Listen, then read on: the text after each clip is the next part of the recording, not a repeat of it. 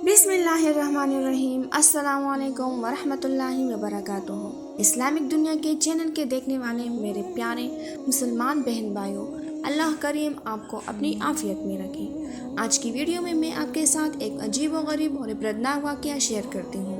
सबसे पहले इस वीडियो को आखिर तक देखें। जो इस चैनल पर नए हैं और जिसने अभी तक मेरे चैनल को सब्सक्राइब नहीं किया तो बराए मेहरबानी इस चैनल को लाइक करें, शेयर करें, सब्सक्राइब करें और साथ में बेल बटन पर क्लिक करें ताकि हर आने वाली नई वीडियो की अपडेट्स आप लोगों को मिलती रहे। तो चलिए वीडियो का आगाज़ करते हैं। अजीब व गरीब और इबरतनाक वाक़या, इंतहाई अजीब व गरीब और इबरतनाक वाक़या जिसके बारे में बहुत कम लोग जानते हैं। वो दोनों जिस जगह पर गुनाह करने लगे थे वो रोए ज़मीन का सबसे ज़्यादा मुक़द्दस मुकाम था। जैसे ही उन्होंने गुनाह किया उसी वक़्त उनके जिस्म पत्थर होने लगे, उनकी रूही कब्ज़ कर ली गई और गोश्त पोस्ट के जिस्म पत्थर के बनने चले गए। उस वक़्त उसके करीब कोई भी नहीं था, इसलिए जो कुछ उन पर गुजरी उसके बारे में खुद उन्हीं के सिवा किसी को पता नहीं चला था। ये तारीख़ का इंतहाई अजीब व गरीब और खौफनाक तरीन वाक़या था। दो जिंदा इंसान जिनमें से एक मर्द था और दूसरी औरत थी, अज़ाब इलाही के तहत पत्थर के बन गए थे। कुछ देर गुजरी तो उधर से किसी का गुज़र हुआ, उसने उनको देखा और पहचान लिया। ये भी मालूम हो गया कि उन्होंने इस मुक़द्दस मुतबर्रक तरीन मुकाम पर कैसा गुनाहगार काम किया था, जिसके फौरी तौर पर पकड़ हो गई थी। लोगों के मारे गुस्से और दुख का इंतहाई बुरा हाल हो गया। इन दोनों पत्थर के बुतों को निशान इबरत बनाने के लिए उस ज़माने के अहले इल्म और नेक लोगों ने उनको इस मुक़द्दस मुकाम से कुछ दूर उसी इलाक़े में एक दूसरे से काफ़ी लंबे फासले पर आमने सामने नस्ब कर दिया। इस मुक़द्दस मुकाम पर इबादत के लिए आने वालों के लिए लाजिम करार दे दिया गया कि उन दोनों के बुतों को जूते मारते हुए गुजरा जाए ताकि देखने वालों के जहनों में उनका क्या हुआ गुनाह ताज़ा रहे और वो उस वाक़या से इबरत हासिल करते रहे। अब जो भी इस मुक़द्दस मुकाम पर आता और उनको जूते मारते हुए गुजरने लगा, वक्त गुजरता रहा। 100-150 साल तक यही सिलसिला चलता रहा। उसके बाद कुछ वक्त गुजरा तो नई आने वाली नस्लों ने आहिस्ता आहिस्ता इन बुतों को जूतों से मारना छोड़ दिया। शैतान ने उनके जहन में ये बात डाली कि क्योंकि ये इबादत का हिस्सा नहीं, लिहाजा इन बुतों को जूतों से मारना ज़रूरी नहीं, बल्कि उनकी बजाय उनको अलामती तौर पर थप्पड़ मारकर गुजर जाए, जिससे उनसे नफ़रत का इजहार भी होता रहेगा और उनके किए हुए गुनाह का ख्याल भी लोगों के जहनों में मौजूद रहेगा। गुजरते वक्त के साथ साथ ये थप्पड़ भी हल्की सी चिपक में तब्दील होने लगा और फिर बिल्कुल अलामती तौर पर आहिस्ता से उन बुतों को छू कर गुजरने का सिलसिला शुरू हुआ। शैतान ने एक बार फिर वरगलाया। अब लोग उन बुतों को इस नियत से छूते कि वे उनसे नफरत करते हुए थप्पड़ मार रहे हैं, लेकिन साथ ही दुआ भी अपनी हाजात के लिए दुआ भी मांगने लगे थे।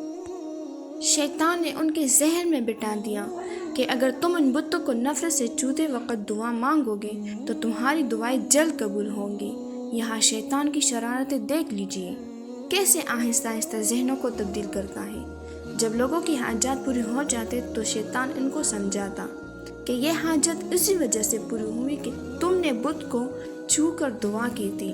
वक़्त गुजरने के साथ साथ आने वाली नस्लों की सोच बदलती चली गई और वो अब इन बुतों को छू कर दुआ ज़रूर मांगते थे, लेकिन उनके अंदाज में उन बुतों के लिए अक़ीदत और एहतराम आने लगा था। और फिर वो वक़्त भी जल आ गया जब एक बदबख्त ने उस बुत के सामने उनकी बाकायदा मनाजात की और उसी से दुआ मांगने लगा। जूते मारने से शुरू होने वाली दास्तान थप्पड़ मारने, अलामती तौर पर छूने, अक़ीदत से छूने से होती हुई बाकायदा इबादत तक चली गई। अब इन दोनों बुतों की बाकायदा पूजा की जाने लगी थी, उनसे मिन्नतें और मुरादें मांगने जाने लगी थी।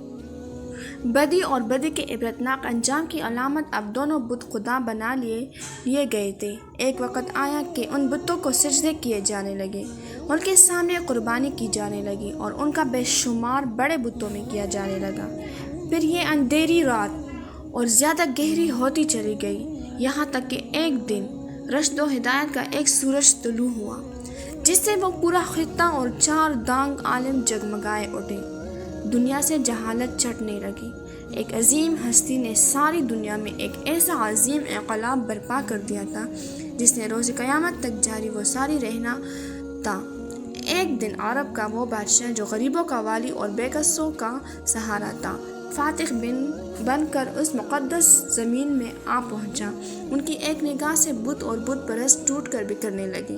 لوگ توبہ طائب ہو کر بتوں سے دور ہونے لگے۔ سب کو اپنے سچے خالق و مالک کی پہچان ہونے لگی۔ ہزاروں سال سے یہ پیاسی زمین یہ کرہ ارض ہدایت سے سیراب ہونے لگی۔ زمین و آسمان کی مخلوقات نے حیرت سے اس عظیم گلشان انقلاب کا منظر پہلی بار دیکھا تھا۔ ایک دن آپ صلی اللہ علیہ وآلہ وسلم اپنے سب سے پیارے ساتھی علی رضی اللہ تعالی عنہ کے ساتھ خانہ خدا میں داخل ہوئے۔ سب لات منات کے بت توڑنے جانے لگے۔ بتوں کے ٹکڑے اڑ رہے تھے اور ان کو پوجنے والے جو اپنے سچے رب کی پہچان چکے تھے دیکھ کر اپنی سابقہ گمراہی پر پچھتا رہے تھے۔ آپ صلی اللہ علیہ وآلہ وسلم بتوں کو ریزہ ریزہ کر رہے تھے اور ساتھ ساتھ یہ آیت بھی دہراتے جا رہے تھے کہ حق آیا اور باطل مٹ گیا۔ بے شک باطل مٹنے کے لیے ہی ہوتا ہے۔ اس کے بعد آپ صلی اللہ علیہ وآلہ وسلم ان دونوں انسانی بتوں کی جانب متوجہ ہوئے جنہیں کئی سو سال پہلے ایک گناہ کی پکڑ میں پتھر کار بنا کر نمونہ عبرت بنا دیا گیا تھا۔ مرد کا بت صفا کے مقام پر نصب تھا اور عورت کا بت مروہ کے مقام پر۔ آپ صلی اللہ علیہ وآلہ وسلم نے ان کو بھی ٹکڑے ٹکڑے کر کے اٹھا کر خانہ خدا کی حدود سے باہر پھینک دیا۔ یہ عورت مرد کون تھے؟ اس کے لیے ہمیں تاریخ کے اوراق کو پیچھے الٹنا پڑے گا۔ اس کے لیے ہمیں اس زمانے میں جانا ہوگا جب حضرت اسماعیل علیہ السلام اور ان کی والدہ حضرت بی بی ہاجرہ علیہ السلام زمزم کے چشمے کے قریب زندگی کے دن بسر کر رہے تھے۔ اس دور میں عرب کی زمین پر پینے والے پانی کا ملنا ایک انتہائی ناممکن سی بات تھی۔ صحرا اور خشک پہاڑیوں کی اس زمین پر پانی کی ایک بوند کا ملنا محال تھا۔ عرب کے قبائل میٹھے پانی کے چشموں اور کنووں کی تلاش میں صحراؤں اور وادیوں میں مارے پھرتے تھے۔ یہ معجزانہ چشمہ جو انہوں نے اسماعیل علیہ السلام کے ایڑیاں رگڑنے سے معجزاتی طور پر اللہ کی طرف سے پیدا کیا گیا تھا، اس بے آب و گیاگ علاقے میں دنیا کی سب سے بڑی نعمت سے کم نہیں تھا، اور ایک قبیلہ جو بنی جرہم کے نام سے تاریخ میں مشہور ہو گئے، وہ بھی میٹھے پانی کی تلاش میں صحراؤں کی خاک جان رہا تھا۔ انہوں نے جب دور سے پرندوں کو اڑتے دیکھا تو ان کو حیرانگی ہوئی، کیونکہ صحرا میں پرندوں کا پایا جانا پانی کی علامت تھا۔ چنانچہ وہ سارا قبیلہ اسی جانب چل پڑا۔ انہوں نے جب ایک خاتون اور چھوٹے سے بچوں کو اس ٹھنڈے میٹھے پانی کے چشمے کے قریب دیکھا تو وہ بہت حیران بھی ہوئے، اور اس علاقے میں جہاں پانی کا نام و نشان تک نہیں تھا، اللہ کی قدرت سے ایک چشمے کو رواں دیکھ کر بے حد حیران ہوئے۔ انہوں نے حضرت بی بی ہاجرہ رضی اللہ تعالی سے اس چشمے کے قریب رہائش اختیار کرنے کی اجازت مانگی۔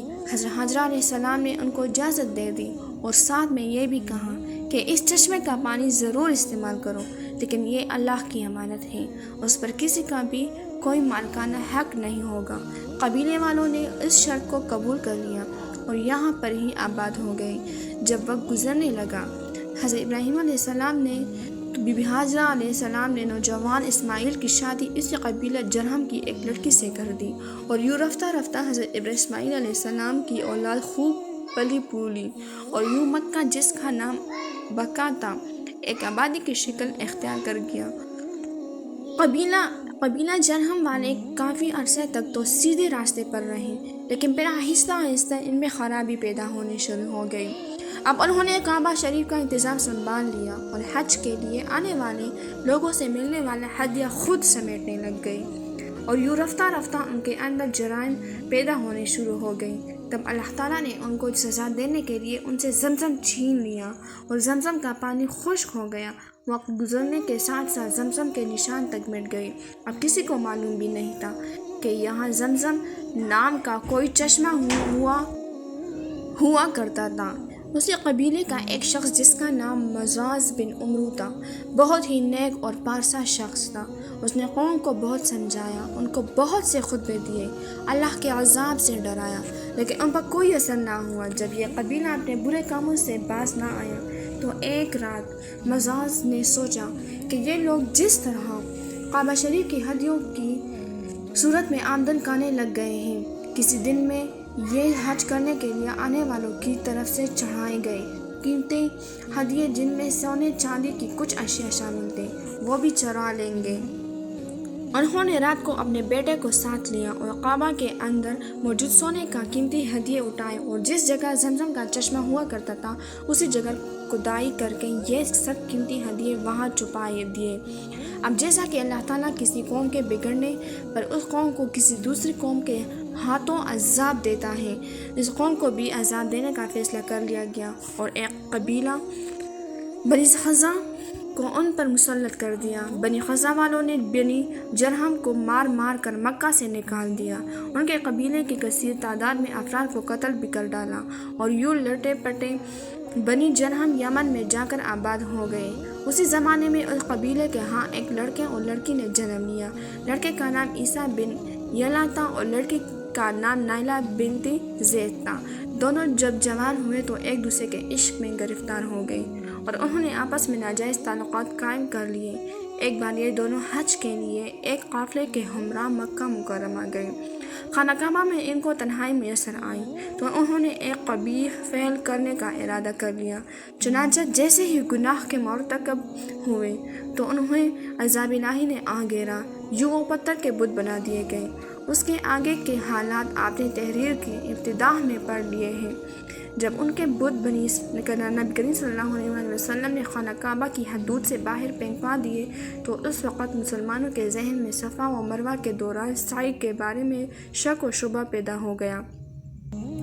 وہ سوچنے لگے کہ کیونکہ صفا و مروہ پر دونوں کے بت پہلے نصب تھے جن کا طواف جاہلیت کے زمانے میں کیا جاتا تھا، لہٰذا اب ان کا صفا و مروہ کا طواف کہیں ان بتوں کی یاد میں طواف نہ ثابت ہو، جس کی وجہ سے ان پر بھی اللہ کا عذاب نازل نہ ہو جائے۔ اس پر سورہ بقرہ کی آیات نمبر 158 نازل ہوئی جس میں اللہ تعالیٰ نے ارشاد فرمایا، بے شک صفا و مروہ اللہ کی نشانیوں میں سے ہے، سو جو شخص حج کرے بیت اللہ کا یا عمرہ کرے تو نہیں ہے کچھ گناہ اس پر جو سعی کرے ان دونوں کے درمیان، اور جو شخص خوش دلی سے کرتا ہے کوئی نیک کام تو بے شک اللہ ہے قدردان سب کچھ جاننے والا ہے۔ جزاک اللہ خیرا۔ میری دعا ہے کہ اللہ تعالیٰ آپ سب کو اپنی حفظ و امان میں رکھے، آمین۔